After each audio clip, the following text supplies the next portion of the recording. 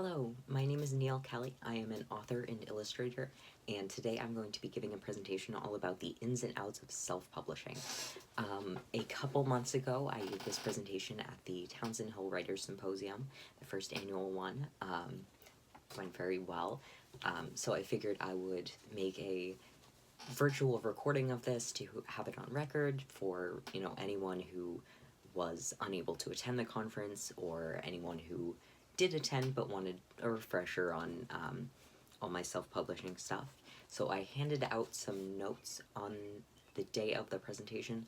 They are available on my website, which is going to be linked in the description, and I also have a longer version of a self-publishing workbook available on my website, as well as print versions are available for sale as well. So today we're going to be talking about self-publishing. So let us begin with the absolute basics. What is self-publishing? Self-publishing is the author-led independent publishing of media without the use of a traditional publishing house. According to a survey by the Alliance of Independent Authors, over 50% of authors under the age of 45 are choosing self-publishing as a means of getting their books out into the world, actively choosing to forego the traditional publishing process for something more hands-on and independent. From the same survey, 93% of independent authors reported being extremely satisfied with the self-publishing process. And as a self-published author myself, I can shed some light on why. Self-publishing allows an author much more freedom and much more say in the finished product than the traditional publishing process does. Traditional publishing is a process done by a whole team of people amalgamating their ideas into a single project, which often results in the authors feeling alienated or disconnected with their finished book. But with self-publishing, which is done entirely by yourself, the personal connection with one's work typically gets even stronger. There are some downsides to self-publishing as well. Self-publishing is much less commercialized than traditional publishing, which means less publicity and much less profit. In addition, the stigma of self-publishing cannot be avoided. Many people look down on it as not real publishing or that you weren't good enough for a traditional publisher. I want to speak about that last point because it is very important to address. While sometimes an author can choose self-publishing because of rejection by publishers, remember that even half of young writers are actively choosing the self-publishing route. So that's not because an entire generation isn't good enough to be published. Far from it. On the screen now, you're going to see a couple examples of books that were originally self-published and ended up making it big. The reason younger authors are preferring to forego the traditional publishing process is that they prefer the independence that self-publishing provides over the strict, conformist, modern publishing climate. In addition, many traditional publishers also require their authors to have experience before taking a chance on them, which is a catch-22 for new authors that self-publishing can solve. Going through the self-publishing process will give you experience, physical work products, and confidence in yourself and your work. I'm a testament to this fact. My development as an author has grown exponentially since I decided to go the route of self-publishing. I've learned so much and grown in ways that I never could have without this experience. The experience you gain from self-publishing isn't limited to just writing, either. Because the self-publishing process is done independently, it means that you aren't going to be working with a wide range of professionals that typically collaborate to publish a book. This, in turn, means that you're going to be playing a lot of different roles and will need to develop a wide array of skills to be successful. It is vital to remember throughout the entire process that you aren't going to be good at everything. You may be great at proofreading, but awful at graphic design, and that's okay. We all have our strengths and weaknesses. Don't worry if you're struggling with something in particular. There are people around you who are willing to help you out. That's why you're listening to me talking here today. It's all a learning experience. Now, let us jump in with the first role that you're going to be playing, being a writer. Chances are, if you're watching this video, you already know what this entails. This process involves writing, plotting, developing characters, creating a timeline, etc. The process is largely the same whether you choose self-publishing or traditional publishing. My personal writing process involves writing at least 4 drafts. The first draft is for getting the story down on paper. During this draft, I'm figuring out my plot, characters, broad themes, etc. Broad strokes here. My goal is just to get the story to exist. It doesn't have to be good yet, so don't get hung up on that. Just write. The second draft involves rewriting the entire story from scratch. Yes, that sounds agonizing, and it is, but trust me on this. Think about it like renovating a house. Your first draft is the old house.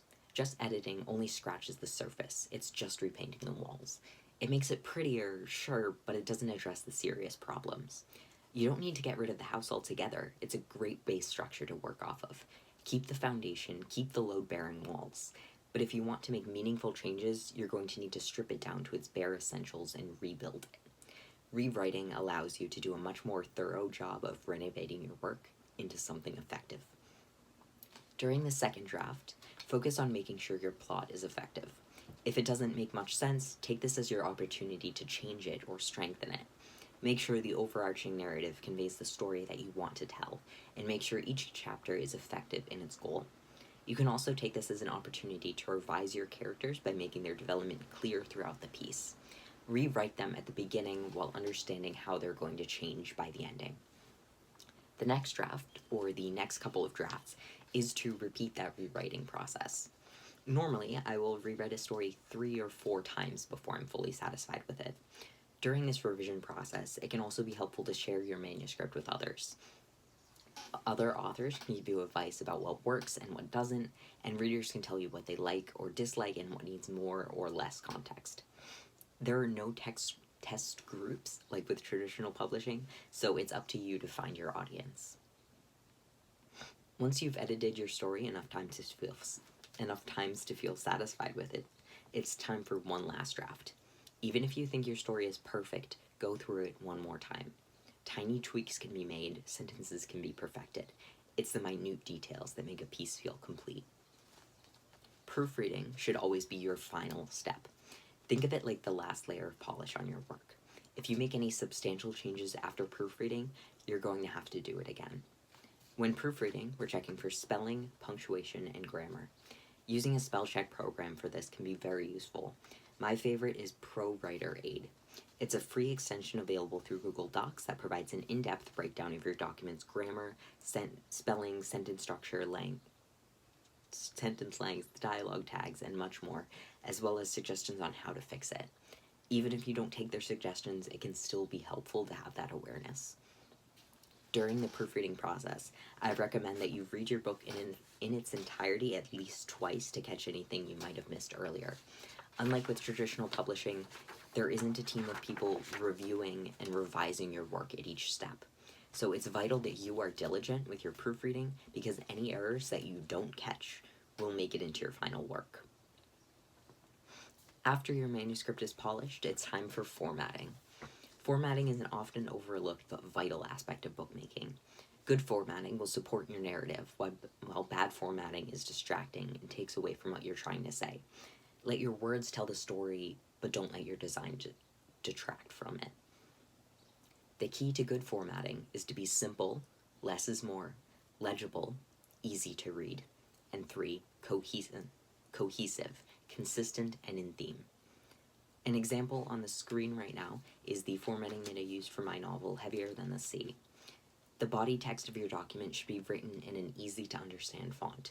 Choosing something jarring, difficult to read, or unfamiliar will distract from your story. Popular fonts like Garamond, Times New Roman, or Arial are familiar to your readers and will allow them to be easily immersed in your novel. For my books, I always use Garamond size 12. Your headings, such as chapter titles, are where you can be a bit more creative. Experimenting with fonts, images, etc. can help make your design more expressive of the themes of your story. Though you can be expressive here, it is still essential to choose fonts and designs that are easily readable.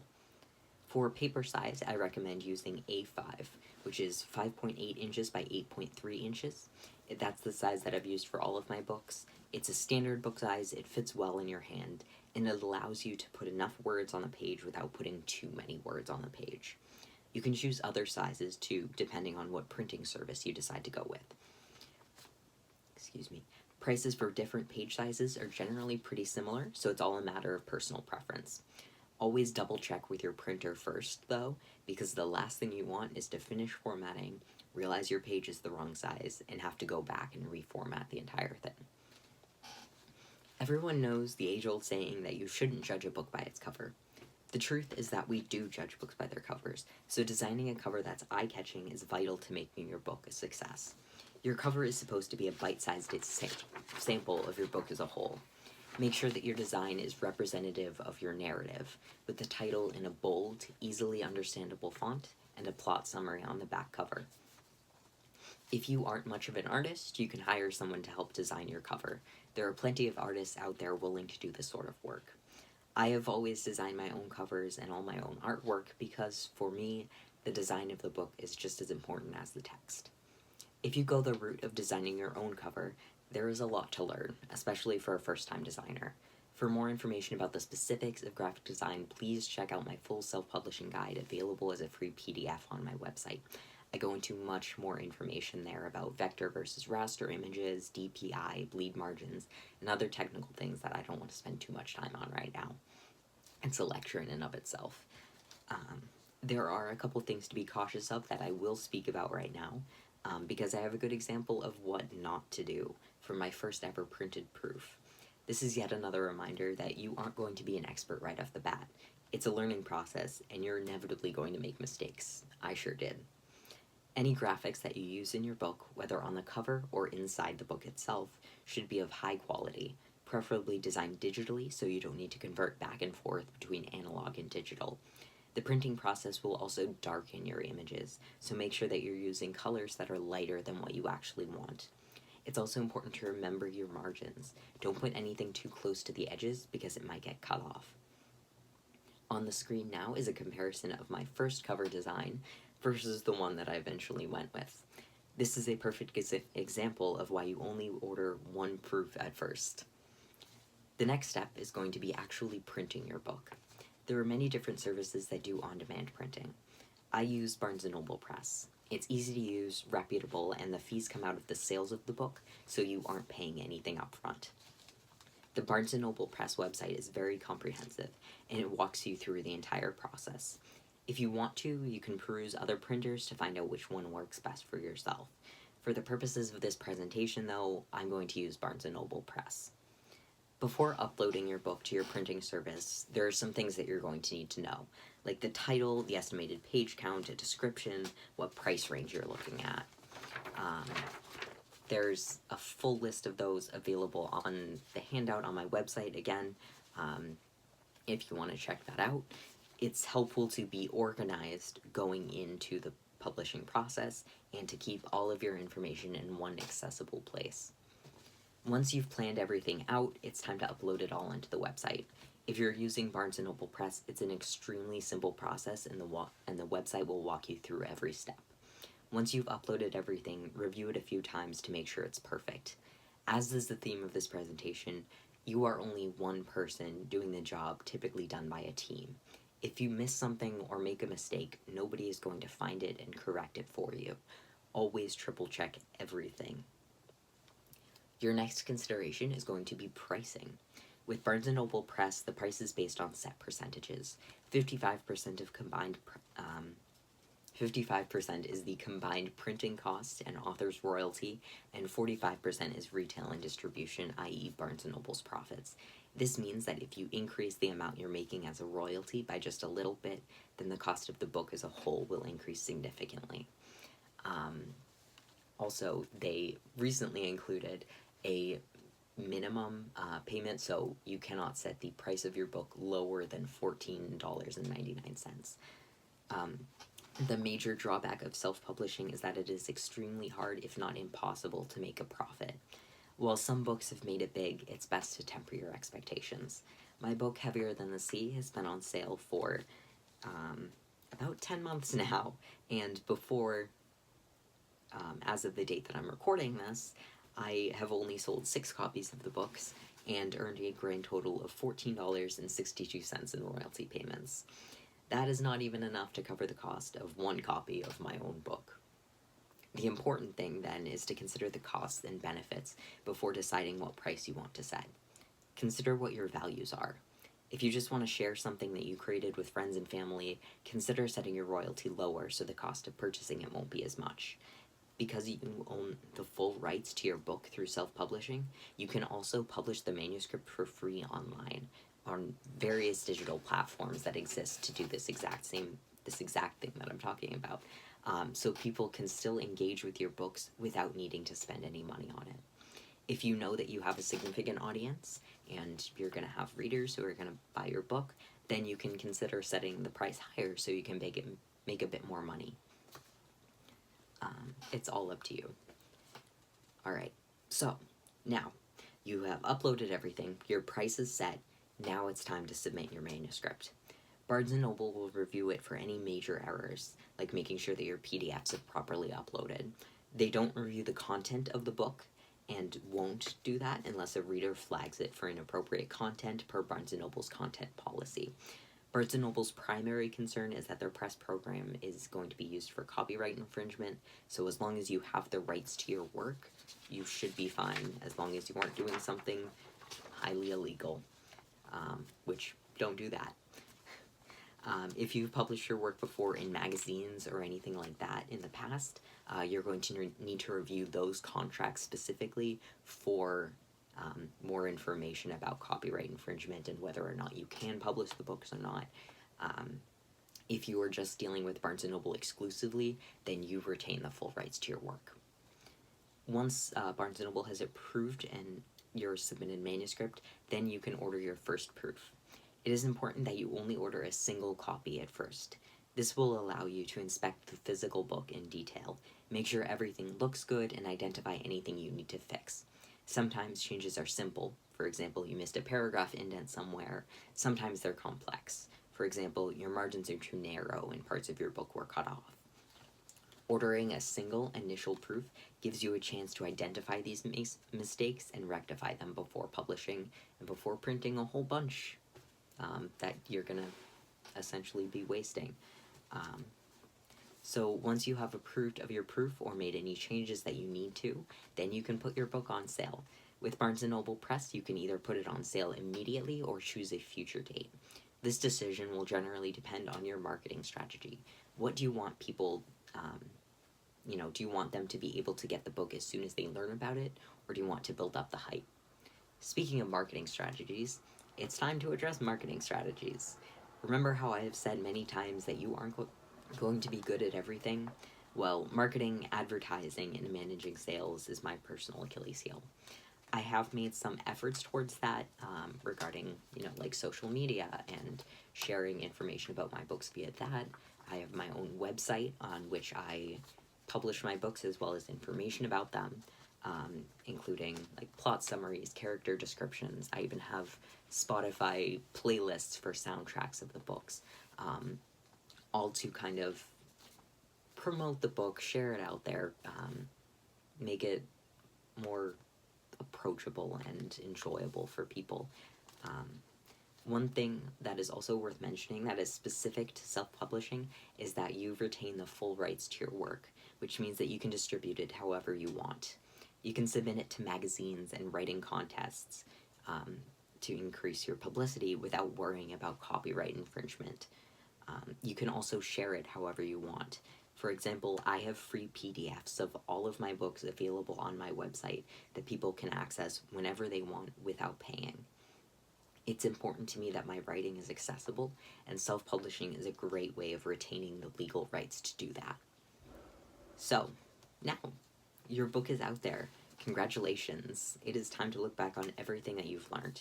Chances are you aren't going to make a lot of money or become famous, so instead focus on your own personal growth. What did you learn from this process? How did you grow as a writer? And how do you plan to bring that growth with you to future projects? What I've found in my personal experiences is that I learn the most from how I feel about others reading my work. Remember how it felt while discussing certain characters or plot points. What parts were you proud of explaining, and what did you try to shy away from? Does this change with your audience? And if so, who is your main audience? And how can you revise your next book to be more aimed towards them? while also being universal enough for you to not feel awkward while discussing it with your peripheral audience. Pause and reflect on the whirlwind of emotions that you go through after your book is out there in the world. Your emotions are a great insight about the directions in which your mind needs to grow. Your book and all of the work that you have put into it should be something that you're proud of. Self-publishing is a great way of sharing your story with the world, making connections to others, and starting conversations that are important to you. The publishing process may be strenuous, but remember, first and foremost, you're a writer because you love to write. Don't worry about money or publicity or anything else. No matter what the end product is, make sure that the journey is fun and that you're doing something meaningful. That's all that matters. So, thank you for bearing with me throughout these past 20 minutes and 42 seconds. I appreciate you're watching this. I hope this was helpful. I've mentioned it a couple times, but I do have a website, and you can please visit that for more information. I have a full self-publishing guide available on there, again, in print and in digital form, that you can access for free at any point in time. I have a whole bunch of resources for writers, including helpful websites, helpful guides, things like that. So please check that out. I have put a lot of work into compiling all this stuff, and I wanted to reach as many people as possible and help as many people as possible. So yeah, thank you for watching. Hopefully this was helpful.